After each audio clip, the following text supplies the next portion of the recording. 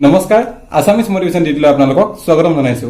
তুমি সেইজন নেকি যিজনে ৰাতি দেৰিলৈকে মোবাইল টিপি থাকে আৰু ৰাতিপুৱা হলে দেৰিলৈকে শুৱে? তুমি সেইজন নেকি যিজনে বেলেগৰ সাকসেসফুল ষ্টৰীবোৰ শ্বেয়াৰ কৰে আৰু নিজৰ সাকসেসফুল ষ্টৰী বনাবলৈ কৰ্ম নকৰে? তুমি নতুন কৰিছা কি? তুমি এয়া নতুন কৰিছা নেকি যে কোনোবাই তোমাক ধোকা দিলে বা কোনোবাই তোমাক আঘাত দিলে তেতিয়াহলে তুমি তাক প্ৰতিশোধ ল'ব বিচাৰিছা? তুমি এয়া নতুন কৰিছা নি যে কালি মই বাৰ্গাৰ খালো, আজি মই চিকেন ম'ম' খাম, চিকেন পোলাও খাম? তোমাৰ সপোন আছে কি? তুমি BMW ল'বা, অডি ল'বা, তুমি মাৰ্চিডিজ ল'বা, তাৰপিছত তুমি ডাঙৰ বিল্ডিঙত থাকিবা। সপোন ঠিকেই দেখিছা, কিন্তু সপোনক বাস্তৱত পৰিণত কৰিবলৈ তুমি কৰ্ম কৰা নাই। সপোন দেখিবলৈ সহজ, কিন্তু সপোনক বাস্তৱত পৰিণত কৰিবলৈ যথেষ্ট পৰিশ্ৰম কৰিব লাগে, যথেষ্ট ত্যাগ কৰিব লাগে, যথেষ্ট টোপনি ক্ষতি কৰিব লাগে, যথেষ্ট ভাগৰ আঁতৰাব লাগে। তোমালোকে সপোন দেখা ঠিকেই, কিন্তু সপোন দেখাৰ পাছত তোমালোকে দুদিনতে পাহৰি যোৱা। মই পাৰিম জানো? মোৰ সিমানখিনি শক্তি আছে জানো? বা মই এইখিনি কৰিব নোৱাৰিম? তেনেকুৱা ধৰণৰ নিগেটিভ থট লোৱা। আৰু মোৰ হাতত টকা পইচা নাই। জন্মৰ পৰা কোনো টকা পইচা লৈ নাহে। টকা পইচা নিজে আৰ্জন কৰিব লাগে। তুমি ঘৰতে বহি থাকাচোন, তুমি যদি শুই থাকা, তোমাক কোনো এসোপা আহি কিনে পইচা জাপি নিদিয়ে। তুমি পৰিশ্ৰম কৰিব লাগিব, তেতিয়াহে তুমি ধন পাবা, সম্পত্তি পাবা। কিমান কঠিন তুমি তোমাৰ সপোন পুৰাবলৈ, কিমান কষ্ট তোমাৰ সপোনক বাস্তৱত পৰিণত কৰিবলৈ। কিন্তু আমাৰ কিমান সহজ যে বেলেগৰ সাকসেছক আমি কপাল বুলি ক'বলৈ, ভাগ্য আছিল তাৰ বুলি ক'বলৈ, কপাল ফলিল বুলি ক'বলৈ। যিসকলে ধন কমাইছে, যিসকলে নাম কমাইছে, যিসকলে সমাজত ষ্টেটাছ বঢ়াইছে, তেখেতসকলে জন্মৰ পৰা সেই গুণটো তেখেতসকলৰ নাই। তেখেতসকলে পৰিশ্ৰমৰ বলতহে সেই গুণটো অৰ্জন কৰিব পাৰিছে, বা তেখেতসকলে ধনী হৈছে, বা তেখেতসকলৰ সম্পত্তি আছে। সেয়েহে আমি এটা ভুল ধাৰণা আমাৰ মনত বহি যায় যে আমি ধনী ঘৰত আমি জন্ম নহলো কিয়, বা আমি কিয় ইমান দুখীয়া হৈ আছো। আমি দুখীয়া ঘৰত জন্ম লোৱাটোৱেই ভুল। এই থটটো আপুনি আঁতৰাব লাগিব, তেতিয়াহে তুমিও এজন ধনী মানুহ বা নাম কমাবলৈ সক্ষম হবা। প্ৰথমতে পৰিশ্ৰমটো কৰা। কপাল এনেকুৱা এটা শব্দ যিটো শব্দই আমাৰ সপোন চাৰমাৰ কৰিছে, সপোন ভাঙি পেলাইছে, কিন্তু সিমাখিনি সপোন কি জান, পৰিশ্ৰমো আমাক ভাঙা নাই। কপাল এনেকুৱা এটা শব্দ যিটো ভাবি তোমাৰ সপোন ডুবাই পেলাইছা, তোমাৰ সপোনক মাৰি পেলাইছা। তুমি পাহৰি গৈছা যে তুমি কিমানখিনি কষ্ট কৰিব পাৰিবা, তুমি কিমান কষ্ট কৰি তোমাৰ সপোনক পূৰা কৰিব পাৰিবা। তুমি নিজক পাহৰি গলা, নিজক চিনিবলৈ পাহৰি গৈছা। তোমাৰ ভিতৰত কিমান শক্তি আছে, কিমান আত্মমনোবল আছে, কিমান বিশ্বাস আছে নিজৰ ওপৰত, তুমি কিমান কঠোৰ পৰিশ্ৰম কৰিব পাৰিবা। তোমালোকে নিজক পাহৰি গৈছা যে কেৱল ভাবিছা মোৰ কপালত নাই, মই পাৰিম জানো। তুমি কি কৰিব পাৰিবা, তুমি কি কৰিব নোৱাৰিবা, তুমি নিজক চিনি পোৱা নাই।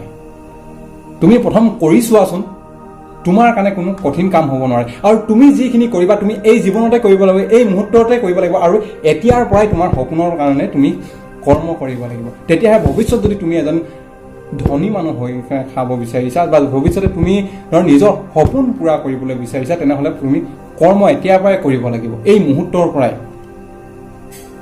তোমাৰ অভ্যাস সলনি কৰিব লাগিব।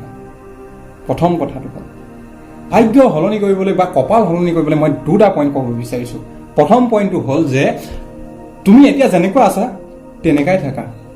যি কৰিছা তাকেই কৰা, যি কৰিব মন গৈছে তাকে কৰি থাকা। লাষ্টত যেতিয়া নেকি তোমাৰ মৃত্যু হ'ব, মৃত্যু হৈ কিনে জন্মঘৰত গৈ কিনে তুমি ক'বা যে মোক অহা জন্মত মোক ধনী ঘৰত জন্ম দিবা, অহা জন্মত মোক কোনো অভাৱ নোহোৱাকৈ, কোনো দুখ নোহোৱাকৈ, কোনো চিন্তা নোহোৱাকৈ মই খাবলৈ পোৱাকৈ থাকিবলৈ দিবা। মোক এনেকুৱা ঘৰত জন্ম দিবা যিটো ঘৰত মই কেতিয়াও কান্দিব নালাগে, কোনো চিন্তা কৰিব নালাগে, অকল কেৱল বহি বহি খাব পাৰোঁ। আৰু যিসকলে ধনী হৈছে তেখেতসকলে পৰিশ্ৰম কৰিছে, তেখেতসকলে যথেষ্ট ত্যাগ আছে, তেখেতসকলৰ কষ্ট আছে, কষ্টৰ ফলতহে তেখেতসকলে ধনী হৈছে, বা তেখেতসকলৰ সপোন পূৰা কৰিছে। তেখেতসকলে কত কিমান টোপনি হেৰালে, কত কিমান তেখেতসকলৰ পৰিশ্ৰম হেৰালে, কত কিমান পইচা হেৰুৱালে, তাৰ ফলতহে তেখেতসকলে সেই স্থানত উপনীত হৈছে। দ্বিতীয় পইণ্টটো মন দি শুনক। যে যিসকলে ভাবিছে মোৰ কপালত নাই, মোৰ ভাগ্যত নাই, মোৰ জন্মপা লিখাই নাই মই এইটো কাম কৰিম বুলি, তেখেতসকলে মই স্পেচিয়েলি ক'ব বিচাৰিছোঁ তোমালোকে মনৰ পৰা আঁতৰাই দিয়া। তোমালোকে সেই শব্দটো কেতিয়াবা শুনিছা বা কেতিয়াবা কোনোবাই কৈছে বা তোমাৰ কপাল নামৰ শব্দটো তোমাৰ ডিক্সনেৰীৰ পৰা আঁতৰাই দিয়া, তোমাৰ ভাৱনাৰ পৰা আঁতৰাই দিয়া, তোমাৰ চিন্তাৰ পৰা আঁতৰাই দিয়াচোন। চাবা তুমিও এজন ছাকচেছফুল মানুহ হ'বা। কেৱল পৰিশ্ৰমৰ দৰকাৰ।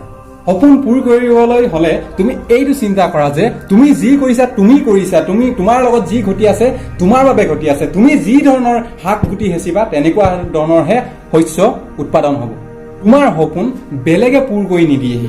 তুমি আজিৰ পৰাই পৰিশ্ৰম কৰা আৰু দুদিনৰ পাছত আকৌ সেই সপোনটো কিন্তু পাহৰি নাযাবা। তুমি কেৱল আমি বিচনাত ভাবি থাকিলে বা আমাৰ নিজৰ মনত আমি খেলাই থাকিলে মানে আমি কেতিয়াও সেই সপোন পূৰা কৰিব নোৱাৰিম।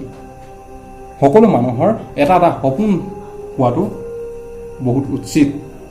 এটা এটা সকলো মানুহৰে সপোন লাগে। তোমাৰ কপাল সেইদিনাই খুলিছিল যিদিনা তুমি এই পৃথিৱীলৈ জন্ম হৈছিলা। তোমাৰ কপাল সেইদিনাই খুলিছিল যিদিনা তুমি এই পৃথিৱীলৈ জন্ম হৈছিলা। যিদিনা সফল হ'বা, তুমি যিদিনা ছাকচেছফুল মানুহ বনিবা বা তুমি যিদিনা তুমি এজন ডাঙৰ মানুহ হ'বা, সেই সময়ত তোমাক যিখিনি মানুহ লগ কৰিব আহিব, তোমাক এইটো নাচায় যে তুমি শুই শুই জীৱন কটাইছিলা নে, গেম খেলি জীৱন কটাইছিলা নে, বা তুমি এনেই অবাবত সময় নষ্ট কৰি তুমি টাইম পাছ কৰিছিলা। কিন্তু তোমালোকক লগ কৰিবলৈ আহিব বা তোমাক লগ কৰিব আহিব মানুহসকলে যে তোমাৰ ছাকচেছৰ কাৰণে বা তোমাৰ পৰিশ্ৰমৰ কাৰণে, তোমাৰ যিটো স্থানত আছা সেই স্থানৰ কাৰণে। মানুহে বিচাৰিলে নিবিচাৰিলেও তুমি যিটো স্থানত আছা সেই স্থানক সন্মান দিবই লাগিব, তুমি যদি এজন ছাকচেছ মানুহ হোৱা। এই পৃথিৱীত কপাল বুলি কোনো বস্তু নাই। কপাল হৈছে তোমাৰ পৰিশ্ৰম, তোমাৰ লগন আৰু তোমাৰ ত্যাগ।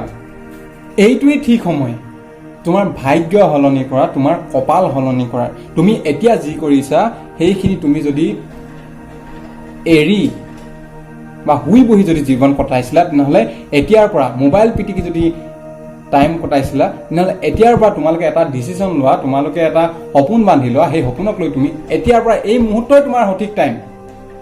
কাৰণ কেলে সময় চিক চিককৈ গৈ আছে, সময় তোমাৰ বাবে ৰৈ নাথাকে। এই মুহূৰ্ত, এই ছেকেণ্ডই তোমাৰ সঠিক সময় তোমাৰ সপোন পূৰ কৰিবলৈ। এইটো মান সঠিক সময় তুমি নাপাবা কপাল ফুলাবলৈ। তুমি যি সময়ত শুই আছা, তুমি শুই থকা সময়ত, তুমি যি সময়ত ভাবি আছা, সেই ভাবি থকা সময়ত বহুতে সপোন পূৰা কৰি আছে। তোমাৰ দৰে তুমি যদি শুই আছা নহয়, তোমাৰ শুই থকাৰ সময়তো কোনোবাই সপোন পূৰ কৰি আছে। এই জীৱনত কোনো কাউলৈ ৰৈ নাথাকে। গতিকে শেষত এটাই কথাই কওঁ, সপোন পূৰা কৰিবলৈ তোমালোকে পৰিশ্ৰম কৰা, ত্যাগ কৰা, কষ্ট কৰা আৰু প্ৰথমতে খোজটো দি চোৱাচোন। তাৰ পৰা যিখিনি শিক্ষা পাবা সেই শিক্ষাখিনি তোমাক জীৱনটো আগুৱাই নিবলৈ তোমাক বাধ্য কৰাই দিব। কেৱল খোজটো দিয়াৰ প্ৰয়োজন। শেষত যদি এই ভিডিঅ'টো আপোনালোকৰ ভাল লাগিল, যদি এই দুটা পইণ্ট আপোনালোকে ভালকৈ যদি ভাবি কৰ্ম কৰে, তেনেহ'লে আপোনালোকৰ জীৱনটো ৰঙীন হ'ব বুলি মই আশা ৰাখিলোঁ।